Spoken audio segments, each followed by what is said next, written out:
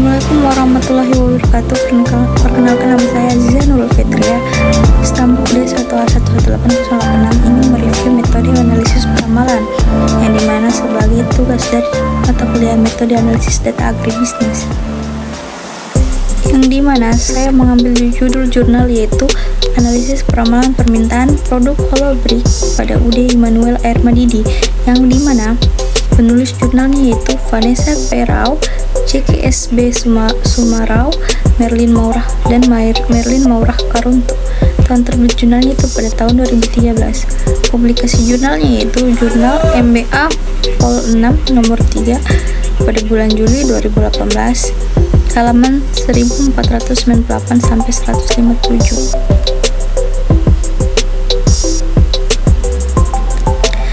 Jenis variabel atau data yang dianalisis itu jenis data yang digunakan dalam penelitian ini yaitu deskriptif, karena dalam penelitian ini melakukan wawancara secara mendalam untuk mengetahui lebih jelas mengenai analisis peramalan permintaan produk holobrik UD Immanuel.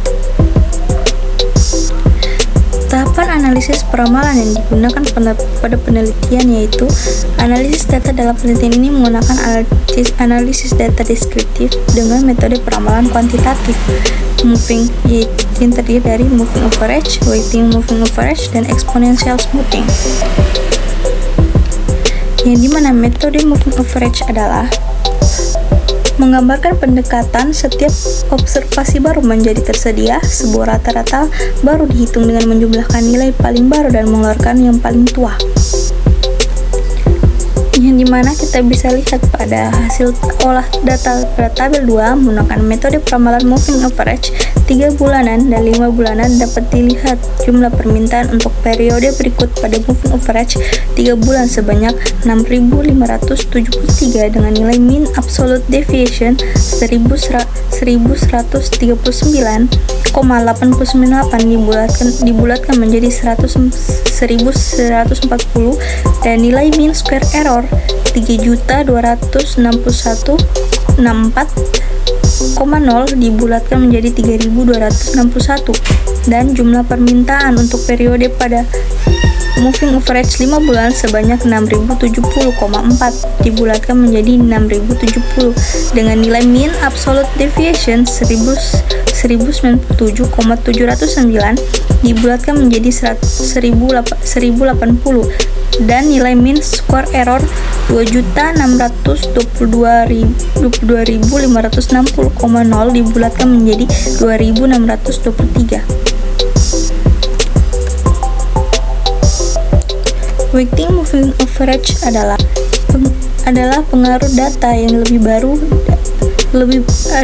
besar dari data yang lebih lama terhadap keadaan di masa datang. Sesuai hasil olah data pada tabel 3 menggunakan metode peramalan weighting moving average 3 bulanan dan 5 bulanan, dapat dilihat jumlah permintaan untuk periode berikut pada weighting moving average 3 bulan sebanyak 6.741,883 dibulatkan menjadi 6.742 dengan nilai mean absolute deviation 1113,269 dibulatkan menjadi 1.113 dan nilai mean square errornya yaitu 282.771,0 dibulatkan menjadi 2.821 dan jumlah permintaan untuk periode berikut pada weighting moving average 5 bulan sebanyak 5.875,33 dibulatkan menjadi 5.875 dengan nilai mean absolute deviation 1.206,315 dibulatkan menjadi 1.206 dan nilai mean square error 2.926,927,0 dibulatkan menjadi 2.927. Exponential smoothing adalah pengukuran yang paling sering digunakan untuk akurasi model peramalan.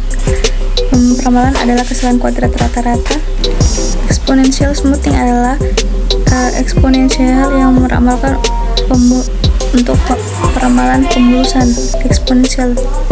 Sesuai hasil olah data pada tabel 4 menggunakan metode peramalan eksponensial smoothing 0,10 dan 0,50 dapat dilihat jumlah permintaan untuk periode berikut pada eksponensial smoothing 0,10 sebanyak 4.742,164 dibulatkan menjadi 4.742,1604 dengan nilai mean absolute deviation 1988,281 dibulatkan menjadi 1988 dan nilai mean smoothing square error 6.334.253,0 dibulatkan menjadi 6.334 dan jumlah permintaan untuk periode berikut pada eksponensial smoothing sebanyak 6.196,345 dibulatkan menjadi 6.196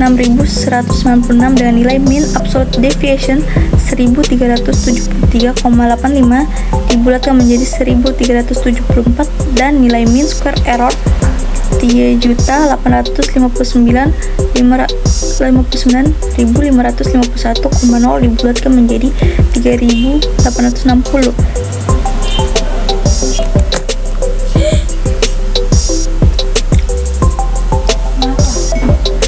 Hasil analisis tersebut sesuai hasil olah data pada tabel 5 dapat dilihat hasil dari perhitungan menggunakan metode moving average, weighting, moving average, dan exponential smoothing.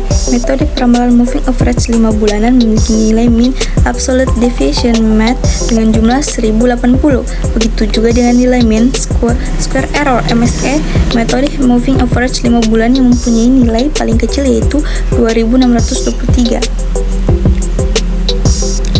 Dari data perbandingan tabel 6 dapat diketahui metode yang paling efektif untuk meramalkan permintaan produk Holobrick untuk periode mendatang pada UD Immanuel adalah dengan menggunakan metode moving average 5 bulan karena mempunyai tingkat kesalahan error terkecil yaitu untuk mean absolute deviation sebanyak 1080 dan mean square error 2623. Dari tabel 7 dapat diketahui bahwa UD Immanuel lebih baik menggunakan metode peramalan moving average 5 bulan karena mempunyai tingkat deviasi lebih kecil dibandingkan dengan melakukan produksi yang hanya mengira-ngira atau tanpa didasarkan perencanaan sesuai kondisi data aktual. Terdapat deviasi sebanyak 1358 yang dihitung secara manual dan yang dihitung menggunakan metode moving average 5 bulan 1080 dan menggunakan metode peramalan permintaan UD Immanuel sudah bisa memperkirakan berapa banyak jumlah yang harus diproduksi di periode selanjutnya dan dapat melakukan perencanaan anggaran yang harus disediakan untuk menyediakan bahan-bahan untuk mencetak Holobrick di masa mendatang. Berdasarkan hasil penelitian di atas, perencanaan produksi yang dilakukan oleh UD Immanuel belum terlalu efektif. Usaha dagang ini memproduksi tanpa menggunakan perencanaan terlebih dahulu. Sesuai dengan karyawan yang bertugas di bagian produksi, Holobrick tidak masuk. Persediaan bahan untuk mencetak habis atau masih harus ditunggu, dan jika ada salah satu mesin rusak atau harus diservis, hal-hal seperti ini yang bisa mempengaruhi jumlah yang diproduksi, sehingga seringkali tidak sesuai dengan jumlah permintaan. Dan jika disesuaikan dengan data permintaan dan produksi dari UD Immanuel, seringkali jumlah permintaan lebih banyak dibandingkan jumlah yang diproduksi, dan sebaliknya, jumlah produksi terkadang melebihi dari jumlah permintaan. Meskipun perusahaan setiap harinya melakukan produksi, tetapi tanpa didasarkan sebuah perencanaan yang baik, proses operasional tidak berjalan dengan teratur, sesuai dengan yang dikatakan Frankuti dan Tulung. Perencanaan kapasitas produksi yang baik harus sesuai dengan besarnya keputusan permintaan. Untuk lebih mengefisienkan sistem produksi yang ada di UD Immanuel dan meminimalisirkan masalah-masalah yang dihadapi, diperlukan metode peramalan untuk menganalisis permintaan di periode berikutnya.